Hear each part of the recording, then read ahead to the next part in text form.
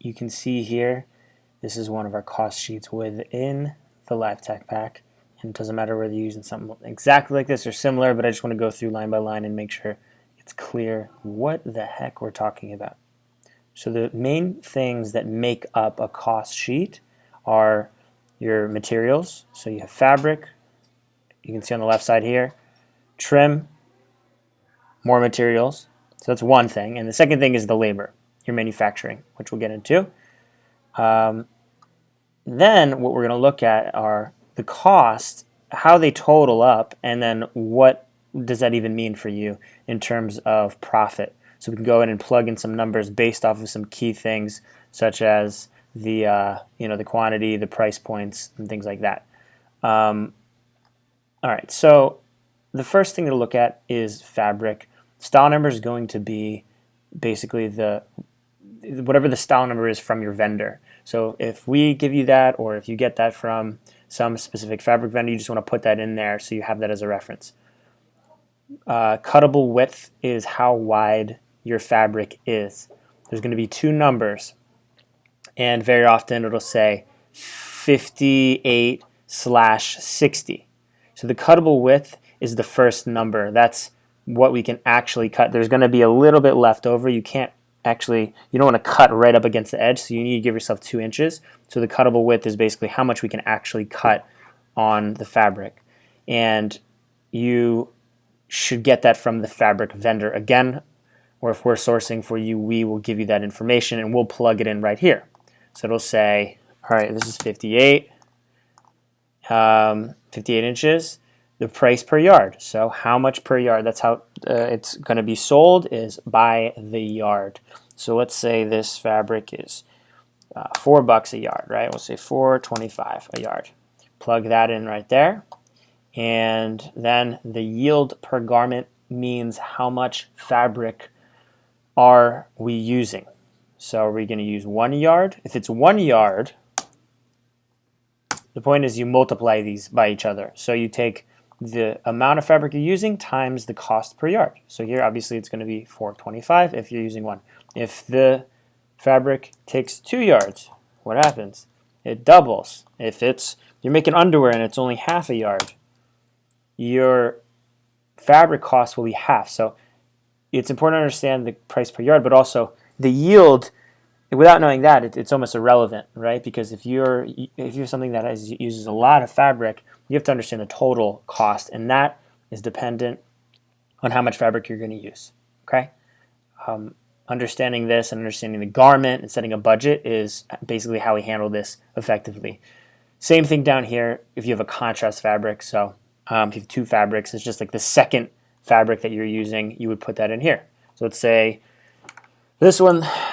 I'll even go and copy this just to make sure this is looking right. So for this one, let's say the yield should be even less. It might be 0.2, and the fabric, let's say, is only $3. Okay, so here you're only spending 60 cents on the contrast fabric. Bottom here on the green highlight, it just totals it up. Now you know, all right, I got $2.73 right now for fabric. Okay, now moving down to trims. These are not all going to be filled out because sometimes you won't need them. A main label, when we say main label, we're talking about basically the label that has the composition. It might have like your logo. It's the main one that is like kind of like the star that is put right behind your neck often. Usually what we try to do when we're printing is we combine the main label and the care label, so it's just on one thing. Size tab is just the size. Same thing if we have a care label or something like that. These are some other things that you might fill out, and based off of the pricing, it will differ. Hang tag and pin. Most of these are going to be super low, but you still want to account for them. So if you need a UPC sticker, so that might be only 10 cents or for like 1,000 sheets or something like that. So you can divide that. Screen printing. So let's say we're going to do screen printing on this one. Carton seal tape. This is the actual tape and the boxes that are used. The type of thread. So if you're using a special type of thread, this will be more expensive. Fusing is it's basically the fabric in like button-down shirts, you have the collar that's hard. Well, that's because there's another piece of fabric inside of there called fusing, and most people don't realize that's there, but it's there and it has the cost, so we just have to add that in there too. This is just a place for you to add other things. So if you have other trims like zippers or buttons or whatever, you can do that. Let's say this is a zipper. We could say, okay, that's 50 cents. Okay, you can see down at the bottom it's changing. Number of buttons. You want to take the cost of your buttons. You could even do a formula here. Say equal the button cost 0.5 cents times, let's say I have 12 buttons on the garment. Okay, so that's 60 cents total. On and on. So you can put whatever other trim you have here. Now you have your total trim cost. Okay. Now when we come down to the labor portion, it's good to have these separated, so now we know what's labor, what's material. Make is the sewing. So you can even write sewing here to make it super clear, right? This is what does it cost to sew your garment, right? So let's say 12 bucks is the cost to sew. Cutting, let's say it's $1.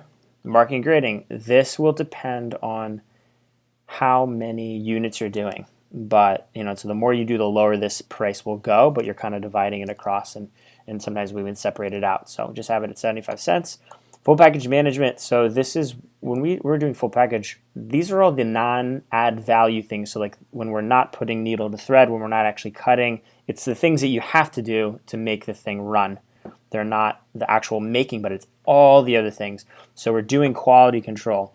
We're ordering materials, coordinating with vendors, getting the fabric in here, and then checking it, communicating and giving you updates. There's so many things that are not the actual making, but are 100% necessary, and they allow you to not have to hire these people full time. So if you think about it, what does it cost to hire a person even at a lower rate full time? It's considerably more than this. So this just gives you kind of access to the managers that are going to run this thing and kind of like double check everything. Individual fold and poly bag here. This can differ again on depending on like how you want this to be done. Often if you're trying to keep the cost down, the recommendation is to do what's called bulk pack. And that means we will, let me put my face back here. That means we will do QC, but then we'll just stack them on top of each other instead of doing the nice fold, put it in the poly bag for you to be able to just ship it directly to your customers.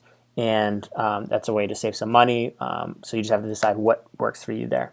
Steaming and ironing, material testing, shrinkage, there's a lot of different things to think about. So this just gives you a checklist to focus on. And then here you have your total manufacturing cost. So these things added up, right? And then the total cost is just the labor plus the materials, okay? So when we come down here, what we can look at it and see is, okay, well this garment is going to cost us $22.85, right? Now we're going to say we're going to make 300 units here, okay? And the retail price point, we can put in the price we're going to sell for. Say we're going to sell for, $78, okay? Now you can get a sense of your gross margin and what is the margin that you'll gain on those units, okay? So if you move this to 500, that'll change. If you move this to 250, that'll change. And this is how you can start to determine how much you're going to profit per style. We want to look at the profitability per style. Why? One of the reasons is we want to know, as we start to grow and sell and get data on the styles, we want to know what's selling and what's not selling, and also what's more profitable, what's less profitable. And having that starting point and knowing what it's going to cost to produce this style versus that gives us a lot of good information as we start selling. And we can say, oh, well, look, we put a lot of time and energy into this one. It's not making us much money anyway, so let's drop that and let's focus on these other ones that are profitable and are selling. And sometimes some of the ones that are selling better might not have the best margin, but you make a lot of them, so there's profit in there. So you just have to, the point is that it gives you insight and visibility into your cost structures of your business. And that's basically it. You can go ahead and do this for every single style, and the goal here is just to understand very clearly on one sheet what it is you're doing and be able to make modifications based off of your target prices. So if I come down here and I say, you know what, I need to get this under $20. Well, you know exactly what you need to do to get your product under $20, right? We can go back in and negotiate with the fabric vendor. We can, try to use a trim that isn't so expensive. We can use, maybe we don't do 2 prints, we do 1. This gives you the information and the knowledge to know what to do to actually get the price down.